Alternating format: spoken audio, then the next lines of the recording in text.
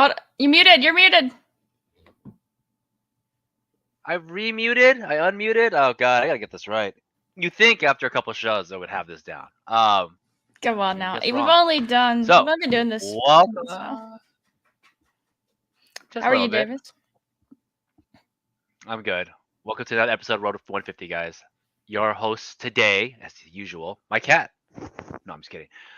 Davis Peng from Fantasy Six Pack is Stokastic, and the owner of the channel, Miss Bishop. See, better than Hope. How you doing, Hope? I'm good, Davis. I'm good. It's been a long week here. Bad weather today. It's kind of dreary all day, so I'm happy to get together, talk some best ball, do some drafts. Appreciate you, Tarek. Thumbnail game on point. I was proud of this one. I was. I'll admit that. What's up, Vapor? But yeah, I'm excited. Got some little stuff to hit on first. Some guys were hot on, some cold on, so we're gonna talk that as well. But yeah, I'm excited to get into it. I mean, the topic came up for me is because after drafting so many teams, and I joked about it on Twitter. It's like, we have 800 teams between the two of us, and I know for myself, I've gradually pivoted toward guys, and then I've gradually pivoted away from guys that I was taking Yeah. about months. And I think these heat checks, like these cooler checks, as you know, I would call them, it's fun because it's keeping everybody up to date what we're doing. Maybe all of a sudden I stop drafting Michael Thomas. That's not the case, but I like to talk about it just to kind of get in people's mindsets because I know this is a question I like to ask any other person that does content. Like, are you still checking this person? Who do you like? Who are you on? ADPs have changed, all that fun stuff. So, quick heat check. So, Hope, since you are the first to do it, can you please give me your heat check, please? Who are you now taking that you weren't originally taking a little bit, and why? Yeah, so my first one, he was on the thumbnail, and it's not a guy I wasn't taking in Garrett Wilson. I absolutely was still taking him before, but I moved him up. I moved him up ahead of Devontae Adams for me, and also ahead of CeeDee Lamb. I'm getting excited about Garrett Wilson, and yes, am I buying in a little bit to the camp buzz? Of course. I mean, I am, but when you look at Aaron Rodgers' history and the connection he's had with his wide receiver ones, especially, the aforementioned Devontae Adams, he always has that go-to guy. He's had nothing but good things to say about Garrett Wilson so far. And just when you look at the situation of Devontae Adams and you look at, the quarterback there, I mean, Jimmy will be fine. And like Devontae Adams is Devontae Adams. Like all four of those receivers, I'm taking all of them. I'm just kind of targeting Garrett Wilson more lately than I was. I think I was just kind of following ADP before, clicking CD, clicking Devontae, then Garrett Wilson. But I've kind of moved him up ahead of those two guys, and I'm kind of prioritizing him a little bit more at the turn and make sure I get enough of Garrett Wilson. Because year two breakout, a guy we already loved who had an awesome rookie year with horrible quarterbacks.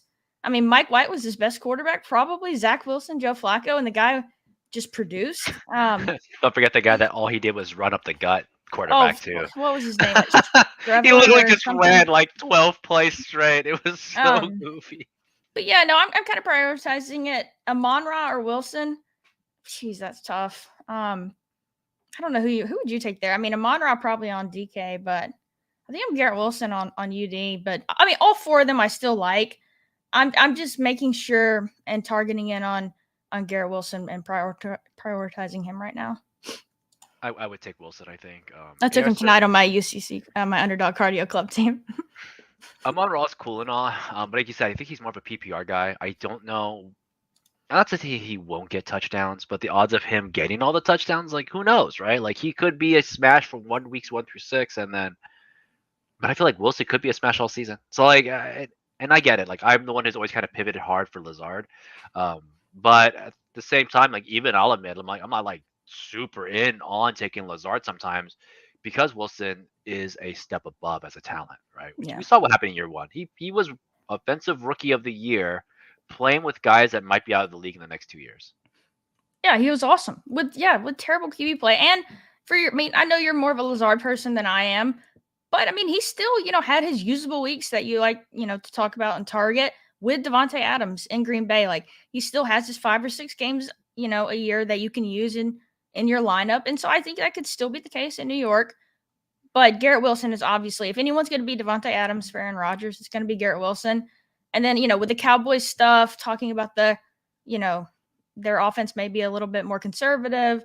Jimmy G with Devontae. So yeah, I'm prioritizing Garrett Wilson right now. Who's your first guy? On the flip side, we just talked about Amon Ra. It's actually Jamison Williams, right? Like This you're was looking at. I was surprised when I saw you had that down, to be honest. I didn't expect I expect suspension games mean a ton. Like I get it, right? Injury, etc., means a ton. But here's the cool thing: he played last year, coming off his crazy ACL tear. Still pretty fast. Probably wasn't like amazing on he cuts, he and he had had some. one catch. And I love He had, JMO. I he mean, had he's a more. He he's a had more than Bama one. boy. Like, I He mean, I had love him, but he had more than one catch. he did. I feel I'm like pretty sure I thought he had literally one catch last then he had year. like one patch, like and one was a One callback. touchdown was it? I don't I know. think one was like I'll one was look a it up callback. while you talk about Jameson But Williams. like he was still out there, he still got to play, and that's all you needed to see last year was like he's on the field. This is the kind of same argument we had Akers from his Super Bowl year going into the season. It's like he played and he's coming back. So he's a year and a half past his injury. He's going to pick 100. He's still a first round guy. He's a first round guy that they took really early. And to top it off, the second and third wide receivers on this team are kind of a joke. There isn't one on There's the not one. Lions. Yeah. And you're getting him at pick 100. This means he's your wide receiver 5 to 6 on most teams. On most teams. Like, so, like, just sign me up for that all day. Like, there's, like, who am I going to rather have? Do I rather have, like I said, Lazard or Boyd or, 10 picks later, Darnell Mooney and all these other guys? Or would I rather have Jameson Williams, who can be that smash deep threat, who's going to provide contribution weeks when he is on the field? So, like, just sign me up for that all day. Like, I gotta buy contribution points. I think in BBM I'm still a little off because I am trying to play for more of those prizes. Puppies, poodles, etc., where those prices don't matter. Like, sign me up all day. Because if he's my wide receiver 5, then I'm just hoping my first 4 guys are so much stronger that they carry me for weeks. And running backs do fall into your flex, and so do tight ends. So That's what I was that's going to ask you. Is this more of a puppy 2 thing where there's basically no regular season prize, or are you taking him in BBM now? I will probably scoop him in a little bit into some BBMs, but on average, I would say maybe like 1 in 5 now. Originally, he was just straight up, I'm not doing it, but I think like 1 in 5 to 1 in 7 drafts, I'll definitely consider it. I mean, I want to win the season prizes, but I also want to win a couple $1 million.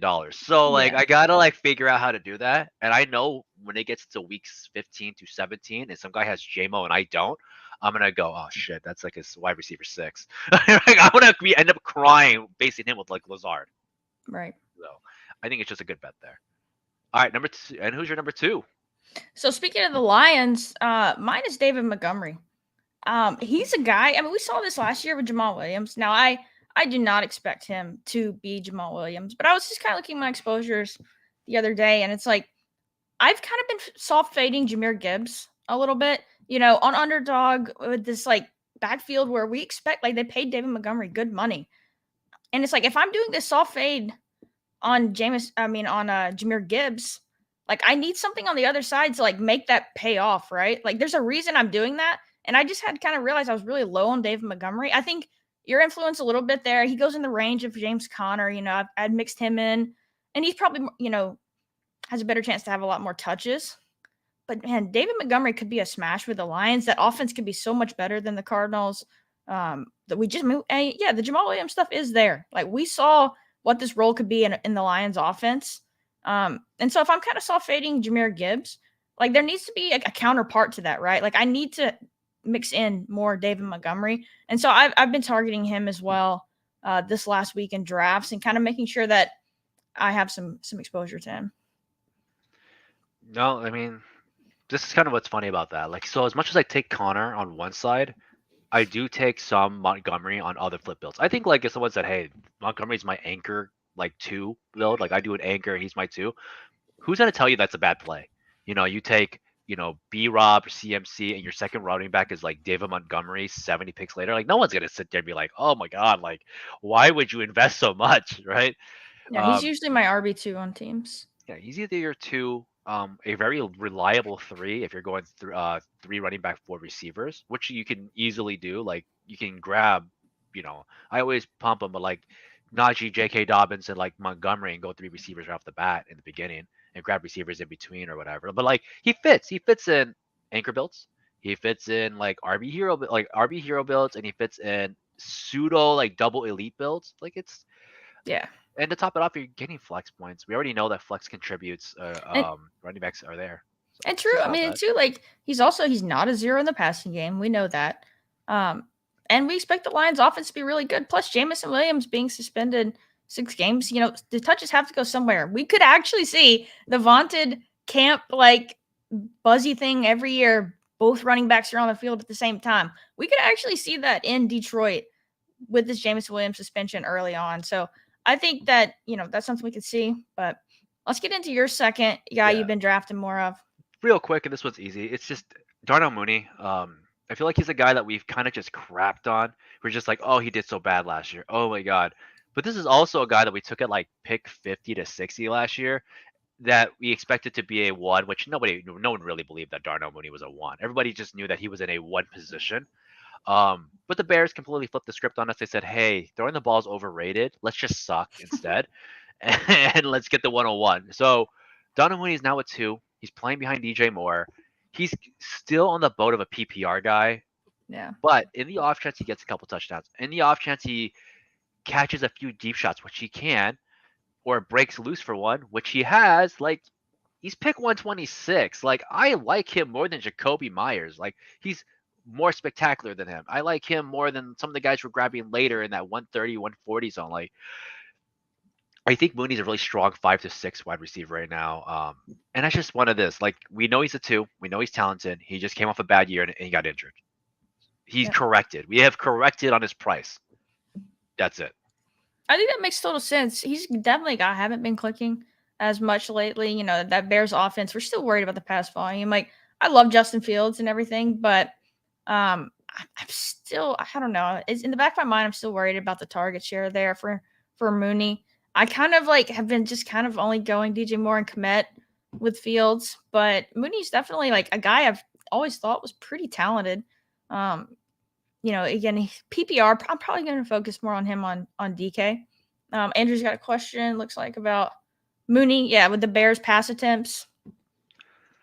No, I mean it's a good point, right? We're all worried about will he pass? What is he gonna do?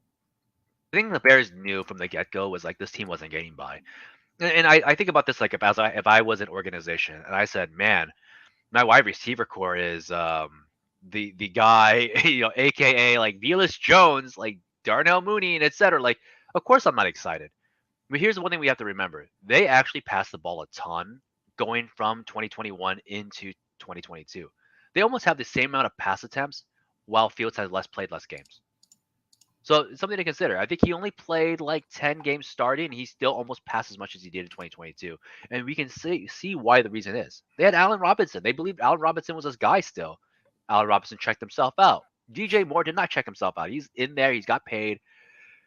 I think it's okay to assume they're going to bump those numbers up. Are they going to pass like Tom Brady? No. But I think if this was a two wide receiver set, like why wouldn't it be? And if it happens to be a third somewhere with Claypool down the road, like Yeah, fine. But I just don't think they're going to pass like 12 times. And also to top it off, a lot of those all those passes were incomplete.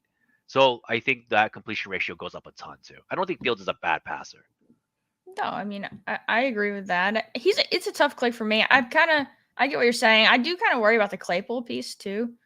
Just because he's so much later than Mooney, I kind of rather just stack him on late if I'm on a Fields build and I don't get DJ Moore, I don't get commit. I just want a little bit of correlation late with my picks. I think Claypool's fun if you're thinking about like, hey, I need a deep shot guy that might take it to the house. But he is a very unfriendly quarterback, like an unfriendly wide receiver to quarterbacks. He's probably one of, if there was ever a rating, Claypool's like at the bottom of like friendly wide receivers for QBs. I think Mooney is the opposite. DJ Moore is the opposite. They help Mooney their gets quarterbacks. open.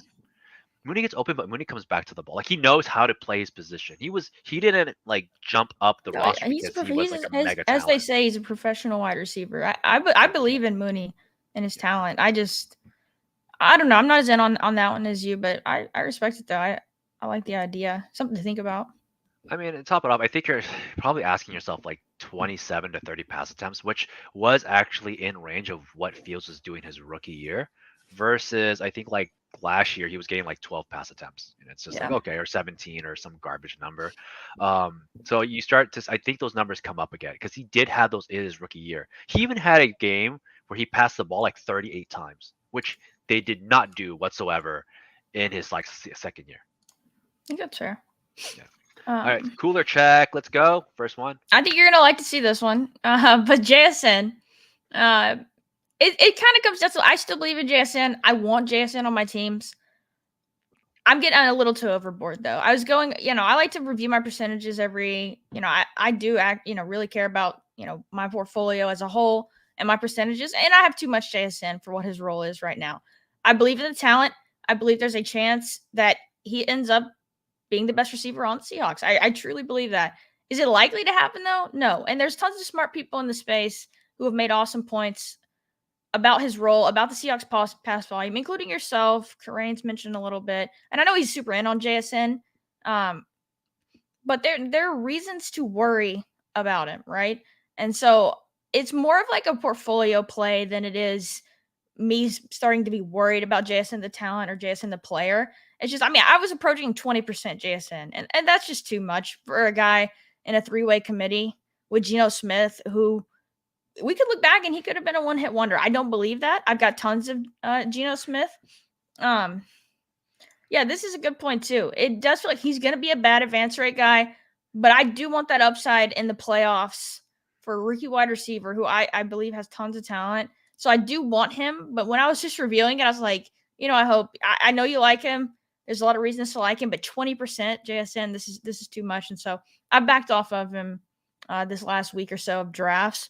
And so he's my first guy that I'm kind of I, cooling off a little bit on. I find that funny, because I'm actually on the same. I'm actually a little bit flipped. So Williams' comment is like exactly where I'm at. I'm like, hey, I'm not in on this guy from like weeks 1 through 8. But would it surprise me if he's like a championship guy and not a good advanced guy? So Mm-hmm. like, what do I do now? I just like double stack my Seattle. I'm just like, well, you know what's fun? Tyler Lockett JSN builds, or like Yeah. Tyler Lockett JSN if I get lucky, like a Deontay Johnson for correlation. Like I take a bit of JSN now, but I always stack him with another Seattle Seahawk. I don't take him solo, and I think people are going to be kind of confused on that. But I think I'm buying kind of that like offense. Not a big Geno guy, but when you're just that good and you're just that much of a mismatch, sometimes you don't have you don't. It doesn't matter how good your quarterback is. Yeah. You I go mean, over the slot. It's the easiest targets to. It's the easiest pass attempts for quarterbacks right over the middle. absolutely. I mean, the camp reports, have been amazing. He's toasting the first round corner they drafted, Witherspoon, I believe. So, like, I think he's going to be a really good player. But the year one production and advance rate stuff, like 20% is a little much Yeah, for I him in think the fifth, sixth I round. I think you feel bad about it if he gets like under 1,000 yards. But like he could help win champions. Like I said, I think he could be one of those guys that's like 400 yards in the first like 6 games, and then gets you that last like 500 in his last 5 games, and you're just like, look Yeah. how smart I was, right? Like, so it's weird. Slow And plus, start, you yeah, can get him 2 rounds later on DK, which I know you're not drafting on. which makes a But ton of sense. I would grab him there for sure. yeah, absolutely. Who's your first guy? Cortland Sutton. Oh God, like so I kind of talked about it a little bit last time, but I went back, watched the tape, and I rewatched the tape just to make sure I wasn't like just tired. And that Cortland Sutton just does not look good. He's No. 6'4", but has zero separation, zero big man plays, and to top it off, he's actually really not quarterback friendly. I know we think of like Cortland Sutton from his like big great days with like Case Keenum and Drew Lock and etc. But it's like, dude, he's not that guy anymore. If that man gets into double coverage, it's like he's losing. If that man is getting into press coverage, he's losing. I watched him get bullied by like 5'11" DBs, and he's 6'4". New Kenny Galladay. God, I mean, I hope not. The difference is this guy just shows up on the field. But now, and I was looking at his plays, I'm just like his big play, and I texted this to you. I was like, his best play in like the last final 3 weeks was like the safety fell down on the turf and then he yeah. got open. Like that was it. It was like a 20-yard touchdown, and it was gross. So he's not able, so he doesn't do the tangibleness that makes him good anymore. And you can see Judy just racking up. And I know a lot of us are like, well, he was a pick 40, 50 guy. We just overpriced the dude. He should have been a pick 70 guy last year. He was bad both years coming out of his injury. And then he's probably not going to be much of a guy this year. So I've been pulling back, and I like to. I've been skipping him and just going Mims. I'm just like, I think Mims takes his job. I think Tim Patrick and him and Sutton are I mean, just they going to have a traded hard up for time. Mims, right? Sean Payton's got to like him, so So yeah, it's Mims, Dulcich, dude, sign me up all day. I'll make it short. That's it. Mims and Dulcich, like give it to me. I like it. So my next guy that I'm cooler on right now, and again, it's just another guy I like. It's another rookie. I think he's a popular guy in the space.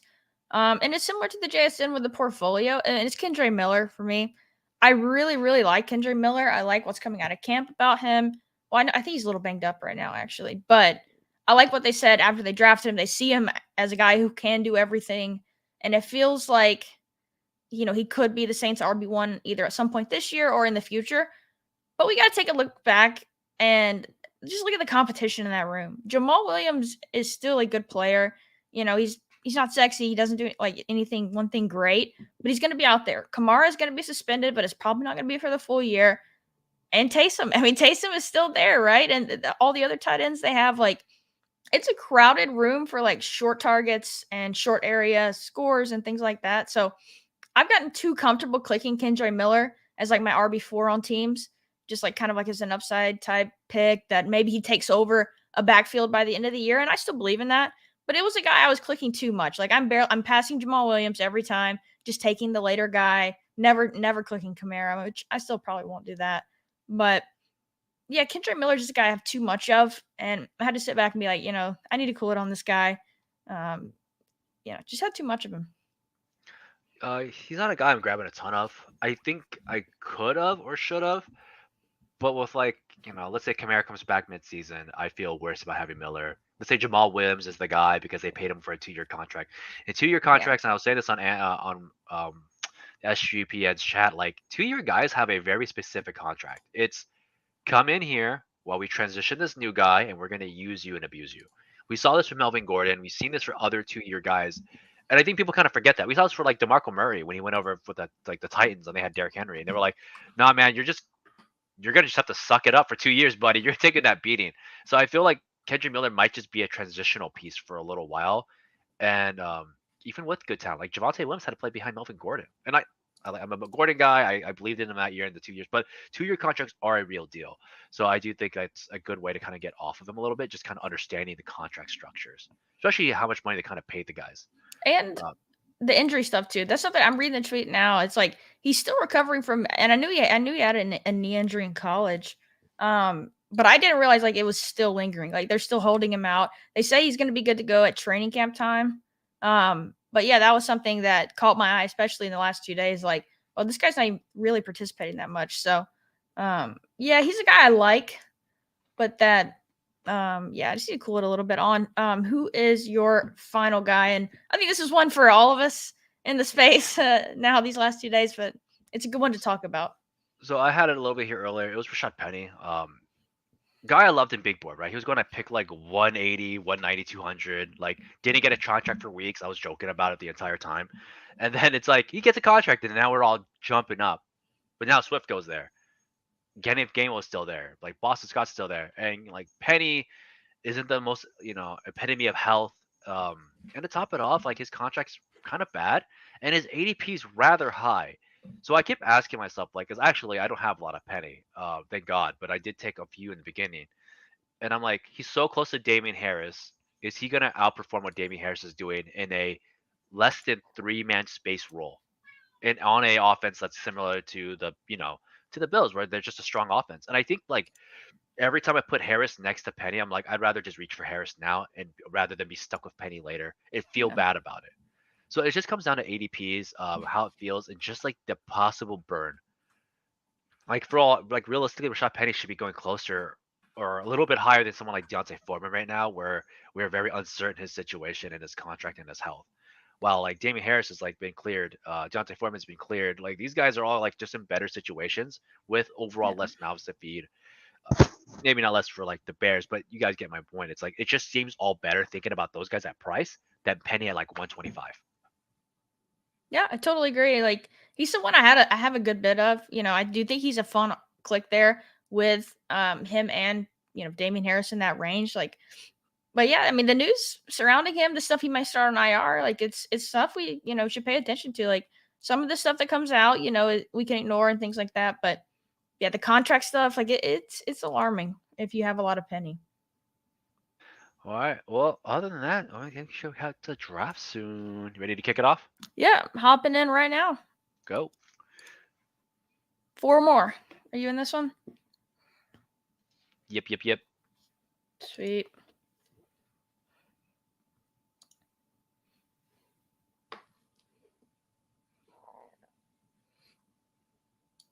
Where am I? Oh no. 111. I'm the 1-8. Andrew's in here at 3. Oh my god. So how many puppies have you done? About 100. I'm All, exactly. I all think. fast?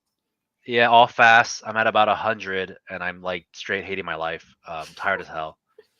Yeah, no. I already know I'm gonna get into slow draft hell. Like, um, I've done 80. I think it's my 86th fast draft puppy too, and I'm already in 20 slows. I'm probably gonna add 10 or so more slows, but that's people in the overflow here. Big time overflow draft. The 1-8. This is an interesting spot. My space is like always 111, so I'm just used to it. It's not even interesting. It's like my home. I'm Yeah. just here all the time. I hate the 111 now because I sometimes can't even get like lamb and stuff anymore like I used to. Nez asked how many we do at once. I really don't like doing more than don't like doing more than 2, but I can do up to 3. Like, I mean, I could do more, but it's just, I don't know, it's diminishing returns. And right now, like, just to be honest, like, I I have plenty of time, outside of work and stuff. So I like doing 2 or 3 at a time. But yeah, I don't like doing I try too to many. I've been pumping 1 to 3. One in my regular work days. My boss laughs at me when I'm like drafting. But I too sometimes 3 like during my after hours, during my lunch break, things like that. Uh, I feel like my correlation kind of goes down, and I know people say like you're just value hunting, and it's true. Like I'll have like one value hunting team, one really correlated team, and like the third team is like the neglected stepchild. Like it's like, oh hey, like enjoy your 4 quarterbacks, and then like oh this is great. So 3 is generally where I'm capped at. Yeah, yeah, 3's limit. Yeah, for best ball. Now, playoff best ball, I could do a lot more because that's just clicking buttons. I can put my money where my mouth is and go ahead and reach on Garrett Wilson at 8 ahead of AJ Brown. Even though today in my underdog cardio club, I got an AJ Brown Garrett Wilson start, which was really fun. I got AJ to fall to, I think, the 11 in that one, and I got him and Garrett Wilson on the same team, so that was a fun start. Notice that the Bijan has been like slipping. He was at 105, 106 at like the beginning of these, or he was like 108 and went up to like 156. Now he's like everyone's sending screenshots of like, look, I got pick 13 like Bijan, and I'm like, god damn it, like must be nice, must be nice. Yeah, the dailies will do a bunch, like especially like daily PGA where correlation is less a thing. I'll just have 10 tabs going if I'm trying to do a lot of entries in a PGA contest. But which I don't know if you saw. I know you're not much in the daily streets, but they released for the first round of the U.S. Open. Um, they released like almost a 9,000 person contest, which I was surprised by. I'm not sure how much that's going to fill. I'm sure the auto drafters will come in at some point. The auto Let's drafters, what is that like? uh, a lot of the dailies are autoed now, especially I the ones that don't figured, require correlation. Just do Olave. I'm fine with that. dang, year twos, here we go. That's what you're apparently doing. Would you have grabbed Adams if he would have came back to you over Olave? Adams. Yeah, I would have taken Adams over Okay. Olave for sure. So you still have him in that little bracket, like he's a tier up. I mean, I Yeah, get it. it's Like, still the CD, Garrett Wilson, Devontae, and Amon-Ra are still a tier above these other guys for me. Golf stream potentially. If we get another Pup Cup, I'll definitely be doing a golf stream on that one because there's some really big edges in that one. As there was last year, I advanced a million teams, and it would have been a million more if JJ Spawn didn't collapse on the. That was so tilting. I was gonna advance like 60 of 150 teams. I still have ended up advancing like 40, but um, yeah, if you know how the FedEx Cup works, the Pup Cups are really good contest. so let's see. But I this know is a you. football stream. Oh, is it? It's okay. I'm cool with golf. I mean, we have like the draft caddy right now, which is very much golf, but it's for football. I'm okay with that. Oh man. All right. So the room looks like it's going. Of course, yellow as hell. Pretty yellow, yeah. Get Calvin Ridley in the second round here. I'm not gonna lie. I kind of regret not taking Waddle, but I have to admit, I'm just not really in on. I just, Waddle's expensive to me, and I stand by that.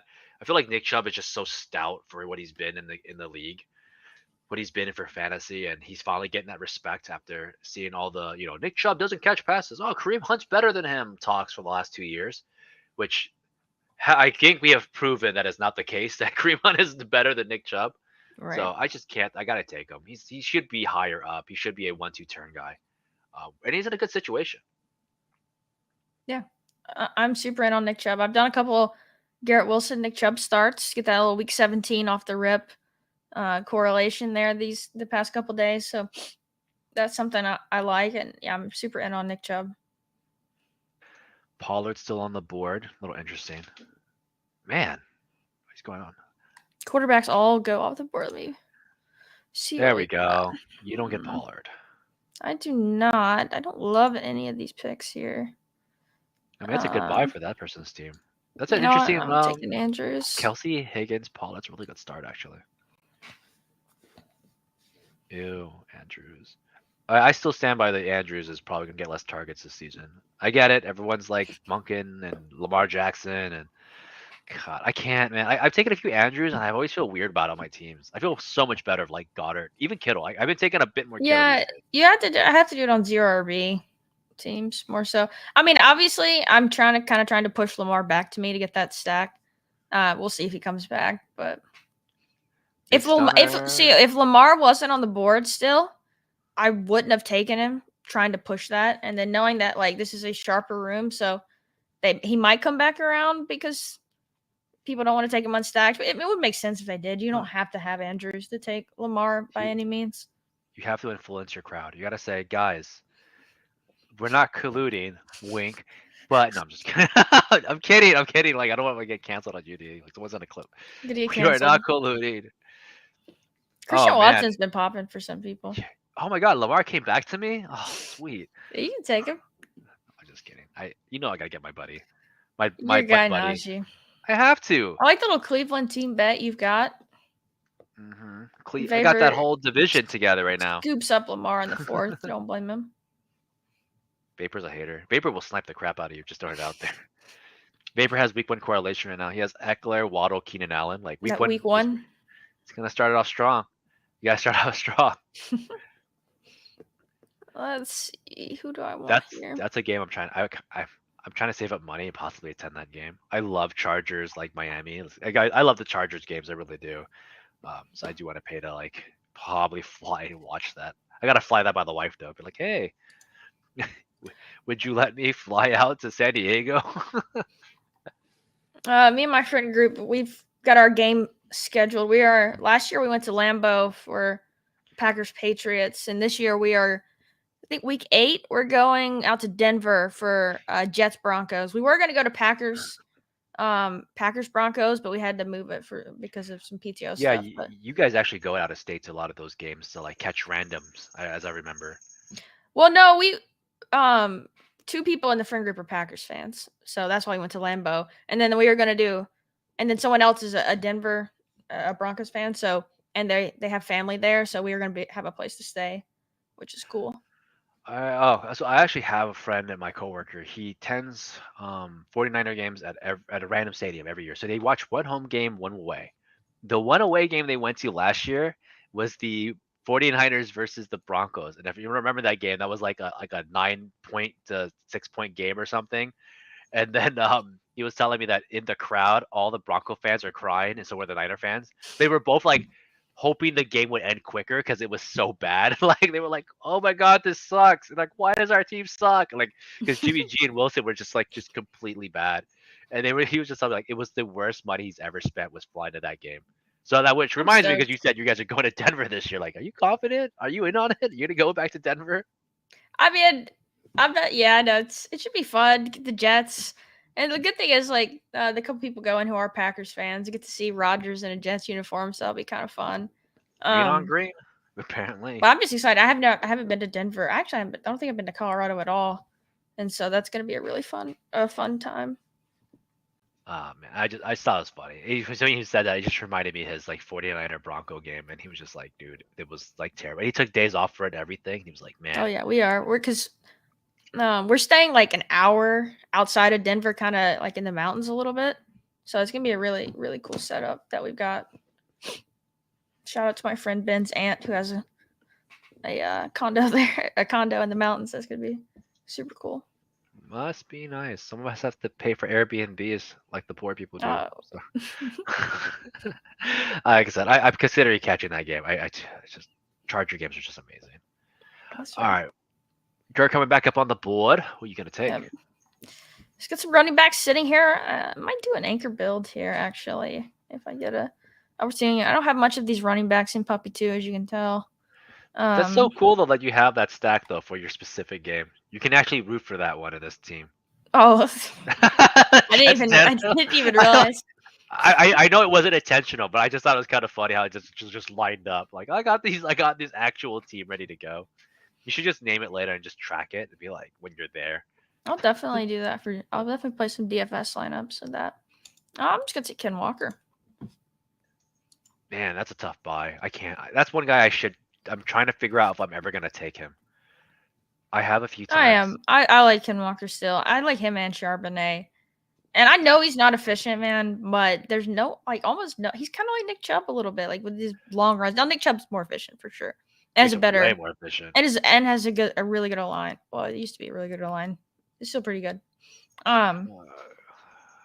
But no, I Oh, mean the explosive runs you get from Ken Walker, that like being able to take one 80 yards to the house is like those points are so valuable, especially in a playoff scenario. God, I hate these rooms with you guys where you guys all just destroy me with the wide receivers. All right, I'll take them. Screw it. I'll just take them. I just can't stand Pittman. I just really can't. I can't. Ooh, Madison at 60. Oh, no Dobbins though. Dobbins No one took grab Dobbins. Deontay, get a little week 17 Yeah, I'm just gonna correlation grab it. going. I love Gotta try. Deontay. It's a good pick. Deontay was like one of those guys that I should have stacked a ton of when he was at pick 80 something. I should have had like 30% Deontay at that point. He's gonna pay ADP. He's got star targets. He's a better receiver, at least quarterback wise. It's unlucky you got 0 touchdowns. Like Yeah. that doesn't happen, right? That rarely ever happens when a guy just gets straight up 0 touchdowns with as many targets as he has. Let's see here. Man, do I just take the fall of Pittman 8 picks past ADP? You've noticed that like the guys that I've been kind of crapping on lately have actually been falling. And I know it's not me, but I feel like everyone's kind of like figured out that these guys I'm just gonna take the fall, I it's think. like you see a lot of less Mike Williams, you see a lot less Pittman. It's really Well, what I've I seen these like, guys fall. and I know like this doesn't matter, but like all 4 of my wide receivers quarterbacks are still available, and I kind of like that. I'm not gonna get boxed out on a stack very easily. Plus your 4 are strong. Like although I don't like a ton of Pittman, I do think 60 to 70 is where he should be going. Yeah, And he's getting still that a eight one. picks to ADP is good value. And he's still like a 1 on his team. So like I didn't mind him as a wide receiver 4 or a 5 on someone's team. I minded him as a wide receiver 1 to a 2 on someone's team. I just thought that like made no sense to me because he didn't seem like an upside play last year. And unless you were playing full PPR was a different story. But like, Yeah. he was getting taken at round 2, 3 ahead of like some people would literally He's a pick bad pick Pittman last year. ahead of like Tyreek Hill. I just could not understand it. I couldn't. Yeah. I was like, so it just seemed weird to me. But I think we're wide receiver. If he's your 4th, that's totally fine. Yeah. No qualms against that. While we're waiting for it to wrap back around, want to mention it. Thank you guys so much for the support, as we always say. It's been crazy, since the last show. We picked up a bunch of subs, but really appreciate it. If you're not watching, like, subscribe. Really does mean a lot. We greatly appreciate it. Just want to throw that out there while we're coming back around.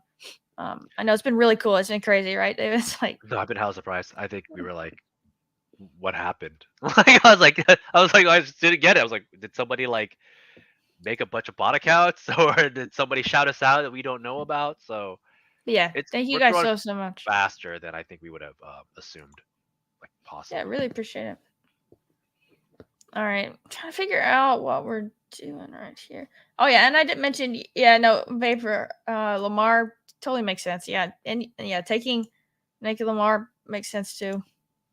I running quarterbacks can be naked all day. Like Yeah, absolutely. we That's why if I knew that you're it wasn't likely he comes back. But I think people are gonna say stuff like, well, why would you take a naked quarterback? Because we have to assume one or two things. Either he runs a lot or he doesn't. If you assume he doesn't run a lot, then you're probably like overpaying for somebody. Um, so it's like a two-way street on that. So like if you're assuming Lamar's at this ADP, it's because you think he's gonna run. yeah, Same thing for Fields. makes total sense. I'm coming back around here. Don't know exactly what I want to do at this pick. There's still some receivers I like. My 1.2% Dalvin. Shame. Damn, Evans falls hard. He is falling. Kind of glad I didn't grab him. I would look There like he a fool to goes. half the board. Everybody would have been like, oh, I would have passed on Evans, Davis. Why would you grab him? I was looking at Quentin Johnson there. Wow, I have a lot of Quentin Johnson Buffy too. I didn't realize that. Let's see, Bateman's still there.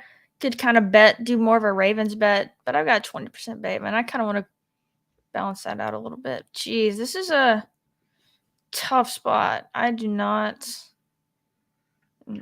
You want Pacheco. You love Pacheco. I can't. That's another guy you just couldn't draft much of either. Jeez, man. You know what? Did I just take the fall on Goddard? I never do two bully tight ends like this. That's expensive. You better figure it out in 5 seconds. I'm doing it. I'm sorry to whoever has Hurts. They're probably gonna be pissed at me. I was hoping to I'm get Goddard. I'm bully tight ending it. I never do this, but we're doing it in here. Goddard at 83. I would have taken him. I hate you. I hate you so much.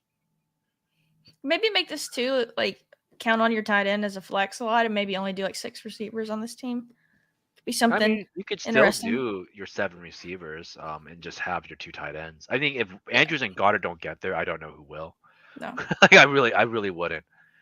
Oh man, my boy. That's so bad. just playing the hits.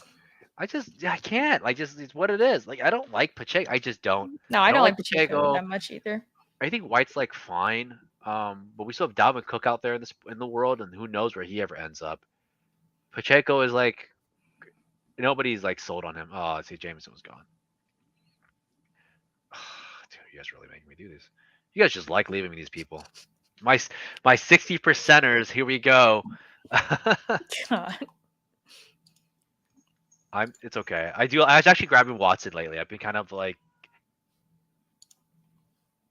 Let's see here.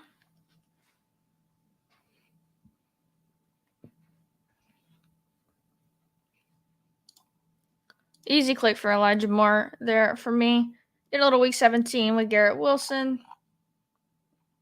Yeah, I really am interested to see how this build turns out because like I almost never do like the two elite tight ends. So I'm kind of interested to see how this build turns I'm gonna out. finish my thought for Deshaun Watson. I should be grabbing more Watson. I think at 82, I think we're telling ourselves a weird lie that we could take Deshaun Watson at 82, and then take Lawrence at 82, right? I know like Lawrence has been falling a lot. Trevor's a great player, but he's probably got the same outcome as Watson, and Watson's been cheaper for way longer. So like I just had to tell myself that like I got to grab some Watson. If Hopkins goes there, dude, you're talking about Steel City. And he still runs. He's still mobile. He's still in his 20s. So I think a lot of people have been fading Watson incorrectly. He's a step above Deck and Kirk in them, most likely.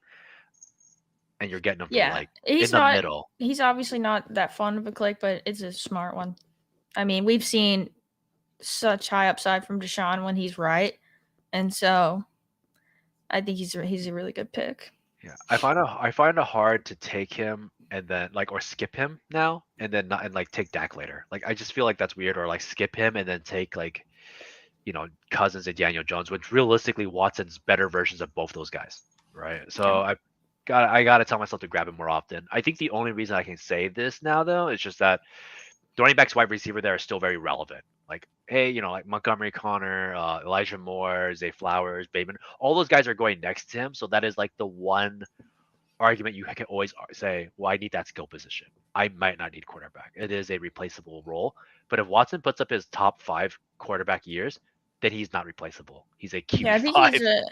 I think he's a great pick, and I get some of the FUD on him because he wasn't very good at all last year, but there were some weather games mixed into that. Obviously, everything that went on, the year off, the suspension, like it's tough. It's tough to say that was the representation we're gonna get, this year. Um, I Yeah, think it's a good click. he was rusty, dude. Like we knew this. It was just also kind of why we didn't take him last year. We're like, this dude's not gonna play till the end of the season. He's basically a late dead pick, and he's probably gonna be rusty. His offense, and it was. Everything came true. But this time around, like he's in his own category of quarterback, and we're taking Lawrence ahead of him or equal to him in worst case scenarios. And I tell myself like that's kind of an ass backwards way of thinking. I should be taking more Watson, especially if I'm willing to take Lawrence there at 82. So, uh, other than that, I mean, I kind of nothing to say on that portion. It's just one of those things that like, the Watson was a good pickup. I think I actually would have considered taking him there and skipping out on Thomas. Yeah, he's still on the board as well. 21 picks past ADP, unless Brian takes him here. Yeah, I should have grabbed him. Yeah, because I'm going to. I'm taking. I have Elijah Moore, and I'm taking the 21 pick ADP fall on Yeah, Watson. you have to. It's like, is that like, does it feel weird now that like Tua, Dak is like right next? It just doesn't seem right. He should be a guy that people would grab. I think that's fair. He should go ahead of those guys, but I don't. I think that's a tier. I think that those 3 guys could all be in the same tier with Anthony Richardson if you believe in his upside. But yeah, Anthony Richardson's different though, right? Because we know he's supposed to be a runner. Dak is not going to be a runner. Tua is not going to be a runner. Tua is not running. I don't care what anyone says. Like, Tua is supposed to be a runner. We're going to have a very short season for him. No, he's not going to be a runner. So I just feel like that's just a little off for me there. No, time to get some peeps. Get your Dak with your CD out like that. Mm-hmm. I feel like if you do the 2 like bully tight end strategy, you almost need to do 0 RB where you don't get locked out at wide receiver with as high as they're going. I mean, I used to love taking that Kirk combo, but now that they share bye weeks with Daniel Jones, I always kind of just forfeit the Kirk for Daniel and just go like quarterback into Daniel Jones. Daniel Jones is his own entity. Man, I have way too much penny for this recent news, but good thing is I've got about 60 more puppy twos to do to flatten out that Rashad Penny exposure. You got 86 more days of drafting to do, basically, so you'll be fine. Oh, David Harris goes. That is who I wanted.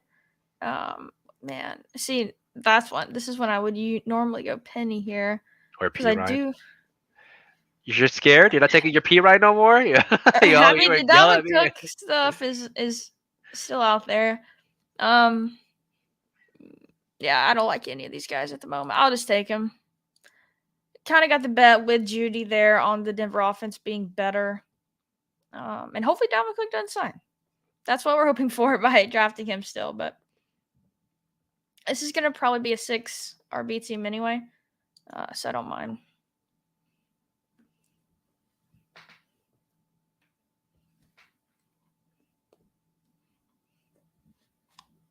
Yeah, I'm with Stephanie here on those wide receivers. Were you saying something, Davis? Or are you muted? You're muted. Sorry, Slayton was saying that. He was saying that as a wide receiver. Slayton. God, the pink S. I thought it was Stephanie. Yeah, Sorry. No, it's Slayton. He was saying that, like, I agree. Like, I think like Lazard and Boyd are their own specific tiers. Yeah. And everyone before them, like Thomas, Bateman, Zay, and all those guys are kind of like in a toss-up. Although they are, once again, in their own tiers. We kind of know that like Boyd and Lazard have like confirmed-ish roles that ADP matches well to it. Like 110, like Boyd does not feel as bad as a possible miss at pick 80 on a wide receiver, right? Because that's kind of what that fall of is after Dotson and Gabe Davis. Yeah, I totally agree. Let's see. I'm going to check out some of the other builds, see what some of our pals have going on. Vapor goes Eckler, Waddle Keenan with Lamar there. I need to keep the board. How's that overflow going, guys, by the way? I'm kind of curious. I got to know. Like, how's it going? I know it was popping earlier. It's the Tua. I like that Tua Lamar pairing when like kind of falling up that elite. Well, I don't know. What are you doing? If I know we're not taking a lot of the elite QBs, or I know you're not. I'm kind of mixing them more, or maybe I'm wrong. Maybe you've changed it up on that. But what are you doing at QB2 on those teams? So for the elite quarterbacks, I do take a little bit of Lamar. I do think he's still a runner. I still take a bit of I take a lot of Joe Burrow more than I should. And for every Joe Burrow I don't take a Justin Herbert. I'm just not in on it as much. So those are the two elites I fall on a lot. And then for the second quarterbacks, I believe in balancing your roster. I hate the fact that I call this like the nice car bad rims. That we will like just take a guy and be like, okay, cool. Like I took Patrick Mahomes and my last quarterback is like Mac Jones. Right? I've just never been a fan of that. I do think some kind of balanced play is smart. And correlated plays are even better, right? If I take, like we saw there, he takes Lamar at a good discount and he gets Tua at a discount. Like, who's gonna hate that? You got Tua was like, had a couple quarterback 5 or better games, and the only thing that someone could ever say to you is that both those guys kind of get injured. But other than that, like that play is amazing. You Oh, have correlation this is a good thing. I and haven't then upside. asked your opinion on this yet. I don't think we've discussed it, but the stuff going around in the space about, and I think it makes sense, like not taking the same QB in the week 17 matchup, taking the two QBs from the same game because it kind of limits your upside in week 17. Where if that one game fails, you have no other option. If it ends up being a low scoring game, I think that makes a lot of sense to be honest. I think I think having a few of those is fine, right? I Yeah. I don't think it's like I, you can never do it. Like it's I the worst if thing ever, but if you believe in correlation, you believe in correlation, right? There's no middle of like I believe in correlation for just the receivers. I believe in the correlations and just the tight ends. It's you if you're doing correlation, you believe that game is going to be good. It's just simple as that, right? And in order for the receivers to go well overall, you need a quarterback to do pretty well. Obviously, there's an off chance that 2 touchdowns and 200 yards and the two wide receivers do well. Hello Gardner Minshew from Week 17 last year. Um, Very plausible, but at the same time, you have to kind of bet that that guy's going to do it. So if you believe in correlation, you kind of believe. yeah. I also don't think like taking correlated on bad players is the way to go. Like I'm never going to correlate Mac Jones and my Josh Allen games, but I think like Tua Lamar, where you have these guys at quarterback 12 or better, it's totally fine. I think the context matters on the player. Like I said, like if you don't believe in Stafford to survive a season and you're correlating them in, or you don't believe in Sam Howell, like then of course they don't correlate those games in. At least not the quarterback. Yeah. I do think it makes sense that it would limit your upside in week 17. Not having access to a second game going off at the quarterback position. Um, yeah, I think that makes a ton of sense. I mean, it's very plausible because there are games that just get smoked out, or Not one game even is if it blown gets by. smoked out, but it's just kind of like, if both QBs, like, you have no way of getting an advantage, with a second game. Oh yeah, I mean, I guess if you're talking from that standpoint, yeah, it's very plausible because it is like, well, what if that game goes off and they're just kind of fighting for the same points? Like, I get it. Uh, I don't think it's like the worst bet to do that. I don't generally do that. I don't like to stack mine as hard. I generally just play it like I believe that quarterbacks are replaceable that are not elites, so I kind of play it as such. So I'll take a correlated like Joe. I'll take some correlated maybe Kirk Cousins, but I'm not worried about that as much. I'm worried about bringing the bringbacks more. I'm worried about the stacked weapons. You'll see a lot of my teams generally have like a 2-and-1, like a two receiver, one wide receiver from another team, more so than like stacking that game completely. And I think people mess it up a lot. They'll stack 4 players from each of those games and go, if this team makes it, like it's gonna be great. I'm like, that team's not making it. Like, there's no way you can stack 4 players on both sides of a team and hope to see it's week 17. Yeah, I mean, are you talking about like four from two sides of a week 17 game? Yeah, I've seen people do Oh those yeah, teams. like eight is probably overkill for sure. I would be fine with like 3 and 2. I think that's totally fine. Yeah. And I do that a good bit.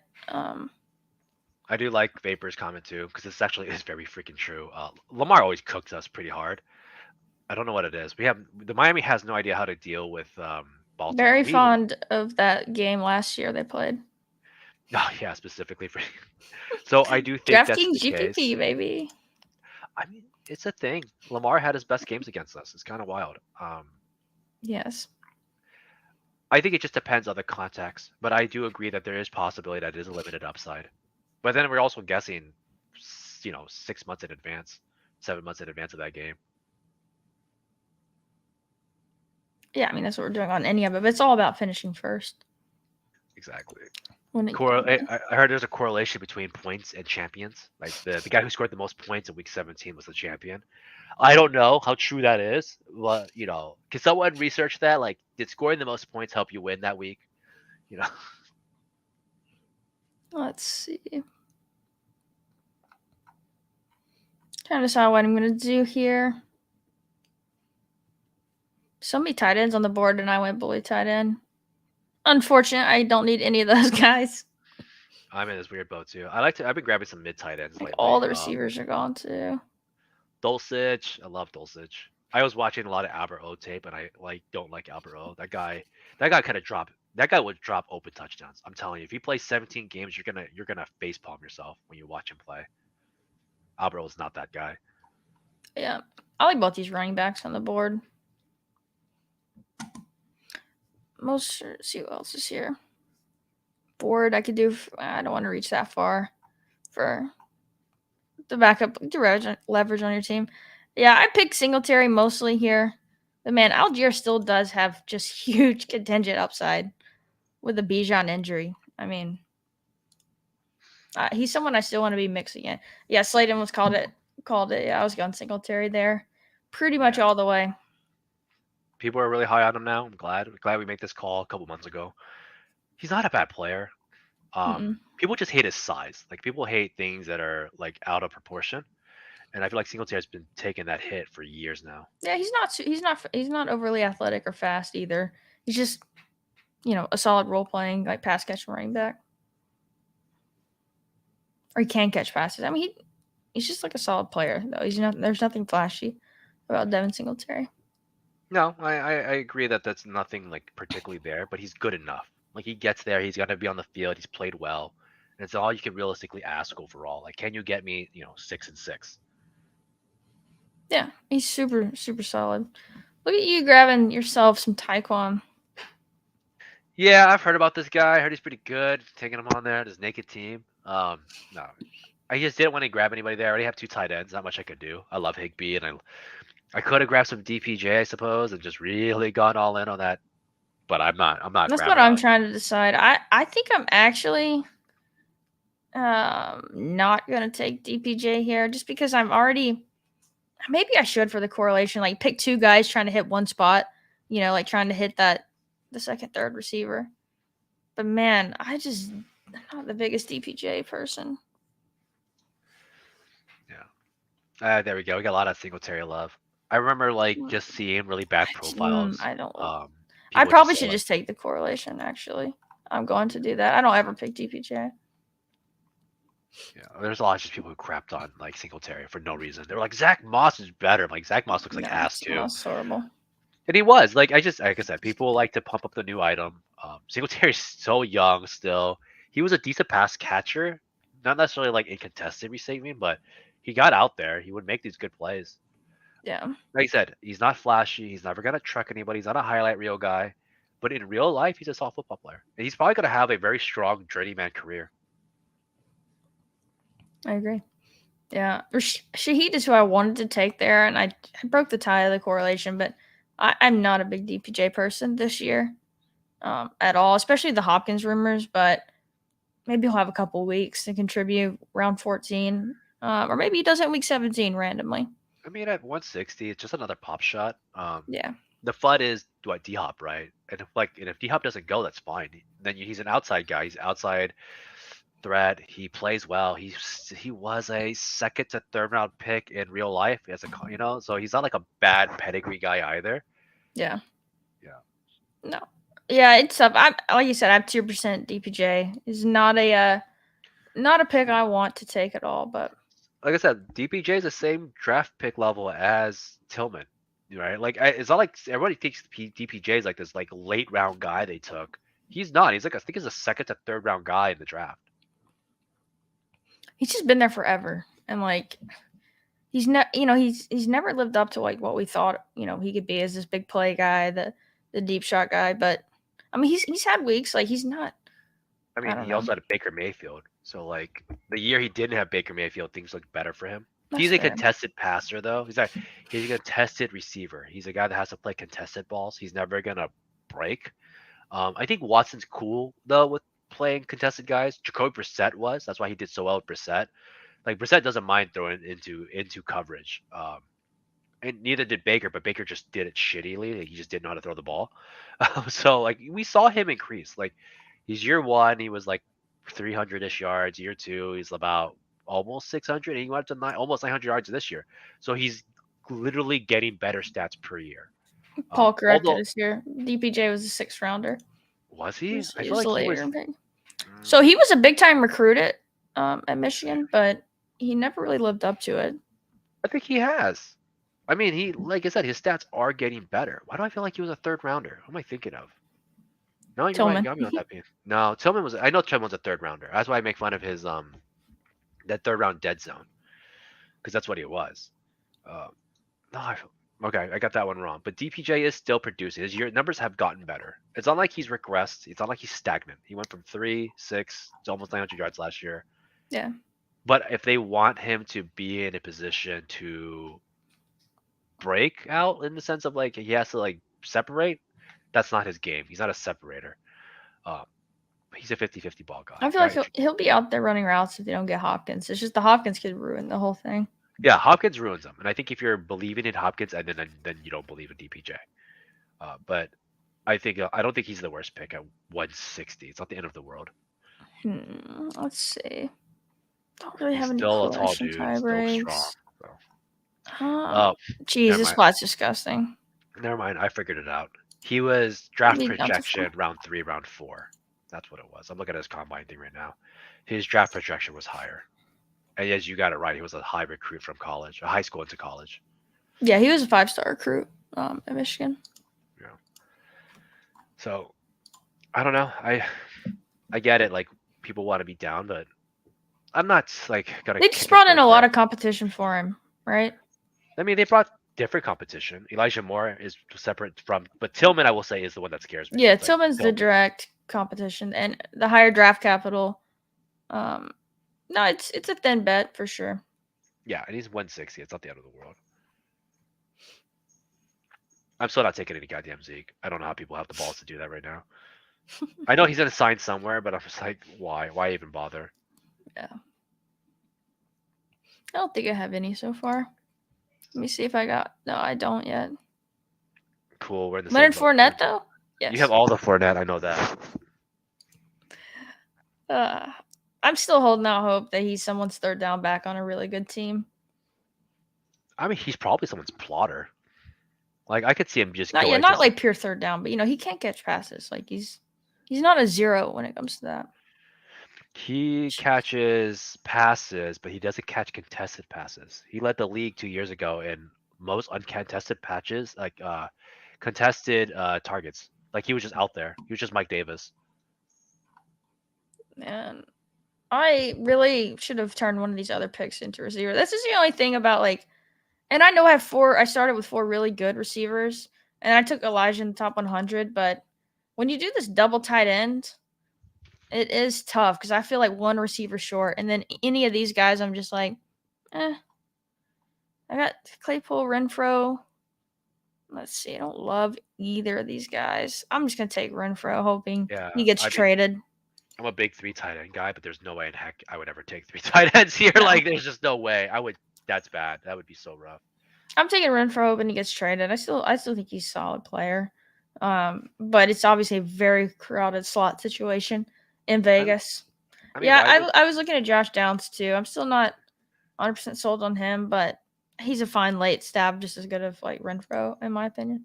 So my only caveat for I don't know, I probably wouldn't have taken Renfro there, not because I don't think he's talented, but he just seems like such a PPR guy that I would have just started taking pop shots on like Slayton now. Like I would reach for Slayton, I'd reach for Corey Davis, McCole Hart. I would just try like taking these like down the field guys because your first like 5 receivers are all like these PPR-ish mid over the field guys. Like so taking Renfro would just never contribute. I mean, I was kind of just hoping you get him that like he can just have a few games where he just gets like 9-10 targets, has 6 catches, 50 yards, like gets 10 points a few times. throughout the season was my thinking there of like, just give me a guy who's going to give me a few weeks where he gets a bunch of targets randomly. So Yeah, I would just keep buying the DPJ guys. Just screw it. We know he's somewhere down the field type of players. there's just been some buzz around him potentially getting traded with his contract there with Vegas. It doesn't seem like any team's like busting down their door to get him though. But yeah, the slot situation, bringing in Jacoby, We got and there's Michael been Mayer some too. buzz. Yeah, Mayor, there's been some buzz around it. But I bet you it's Adams. Adams is like, yo, remember that time we lost the game because he tripped over me? Like, nah, we're not doing this again. Like, trade him or it's like, and you have you said you have Jacoby there. You have these other guys. I don't know. yeah, I It mean just Devontae sucks they Adams just is paid great in him. the slot too. And they just paid Renfro too, which kind of sucks. They paid him last That's the year. thing. Like they just paid him, and then aren't the Raiders like strapped for cash or something? They are. They Mark are. Davis. Is it Mark Davis? Ugh, my team's goofy. Jeff Wilson, Chase Brown. Your team's goofy. Yeah.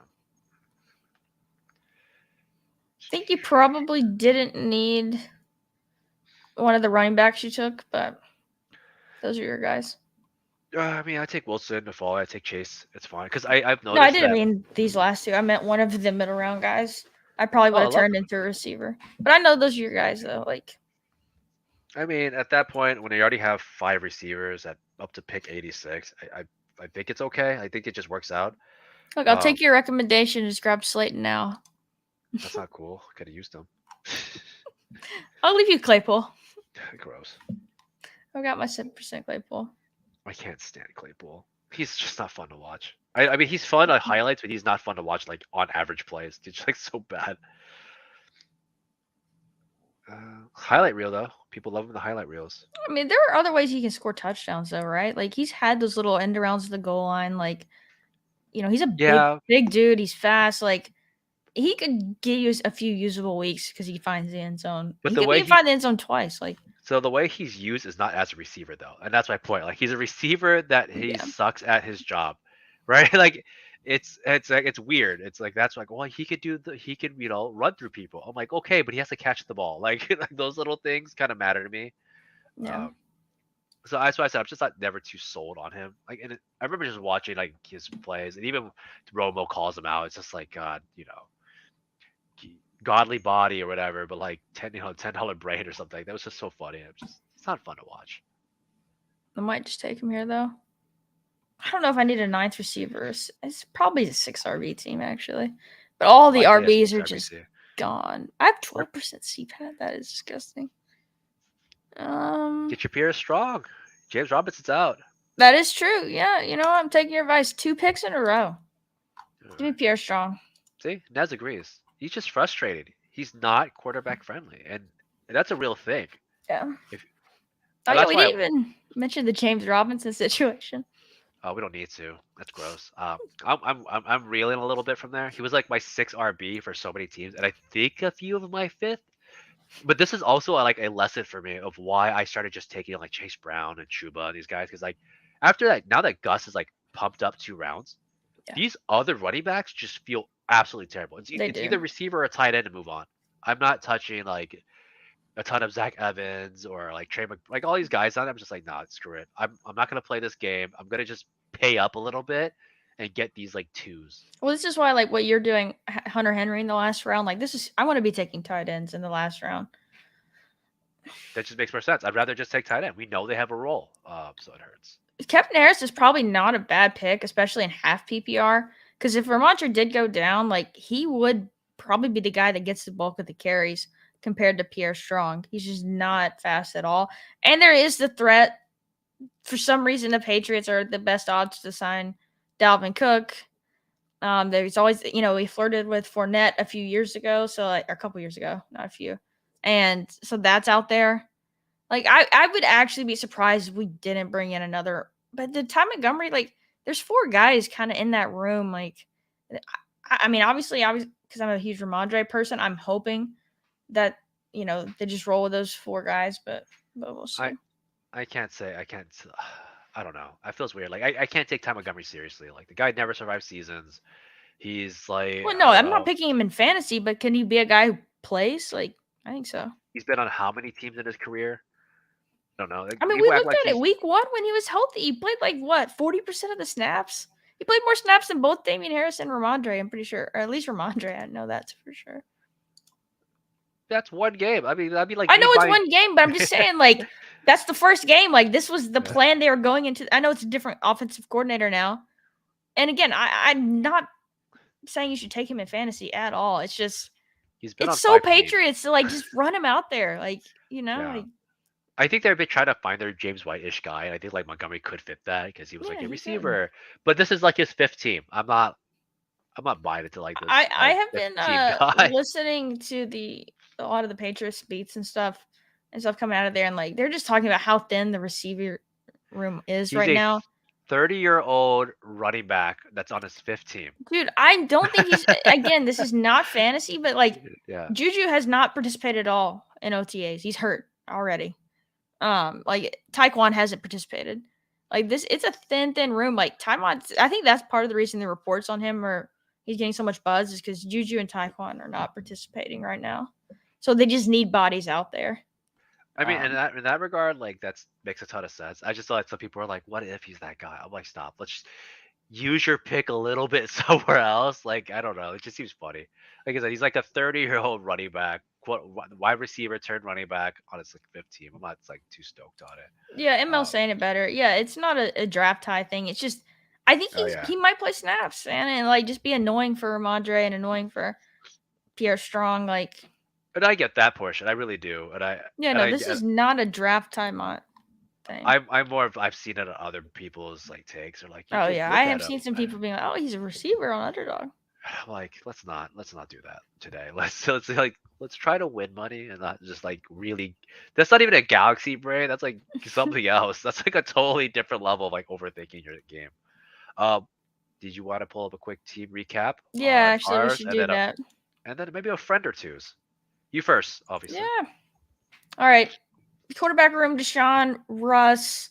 Got Deshaun stacked up with Elijah Moore and the DPJ, who we spent 15 minutes talking about, who's probably gonna do nothing all year. Running What? that back in week 17 with Garrett Wilson. Wait, Then I've okay. got So before we crap on DPJ a little bit too much, at least he's like still 160, right? Like he was around yeah, 18 guy last it's year, a went up free a couple pick. picks. It's It's a not like late Zay round pick. Jones. You're I think Zay Jones correlating. is way up there. Well, yeah. Zay Jones has been falling. He fell in our draft. He fell in my underdog cardio club earlier. And then I got Russ with P. Ryan and Jerry Judy. I did not get a Charger. I was planning to take Quentin Johnson actually. Yeah, I Um, like your when I your took Goddard. no, you have plane ticket correlation. You got your Jerry Judy, your plane ticket correlation. That's pretty good. Yeah. And all right, running back. I took kind of a modified anchor here with Ken Walker in the fifth. P. Ryan, A. Chain, Singletary. Just some kind of stabs at guys. Like Singletary should play. A. Chain should play. Hopefully P. Ryan does if they don't bring in James Cook. But I kind of like this RB room. Just kind of Dalvin.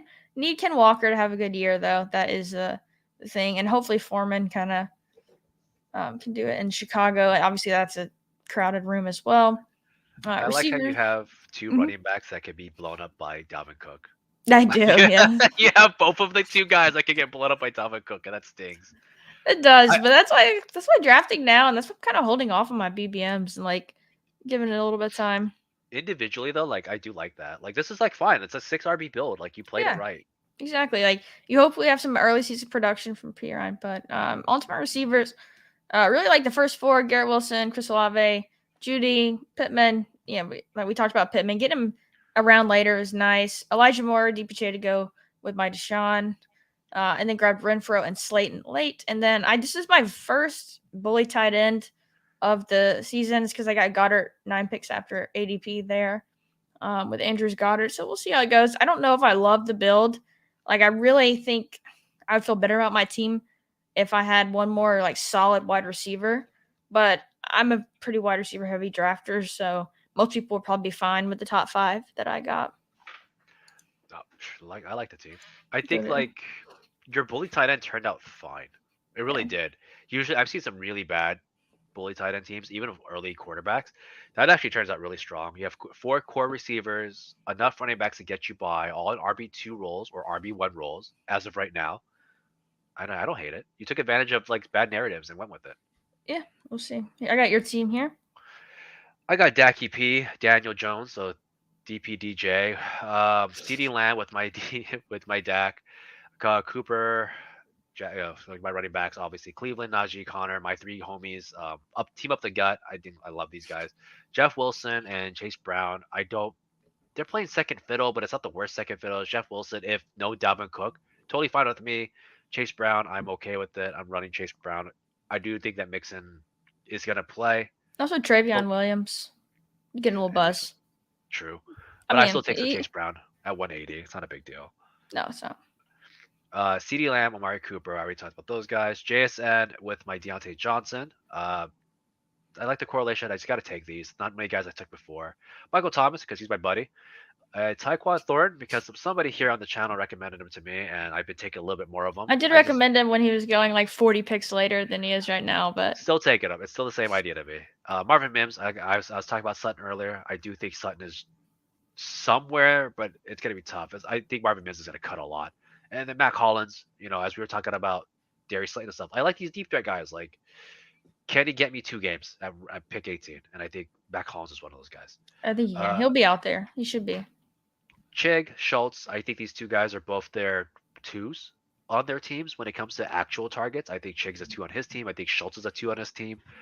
Correlation of that game also. And then, of course, Hunter Henry because Hunter Henry could be a 2 on his team because there really isn't weapons right now. And Juju's already hurt. Yes, and Taekwon has not participated. I like the kind of team stack you did there too in New England. And like you don't need Mac obviously. Don't need Mac. Let's see. Let's get Andrew's team. See what he had going on.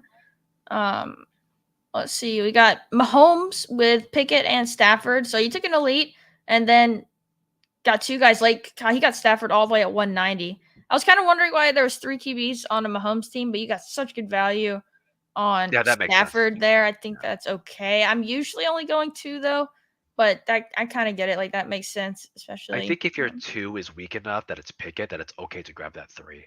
Yeah, Pickett Especially if was it's still in Stafford. third. Yeah, it's late. Yeah. It's not that much investment. No, it's not.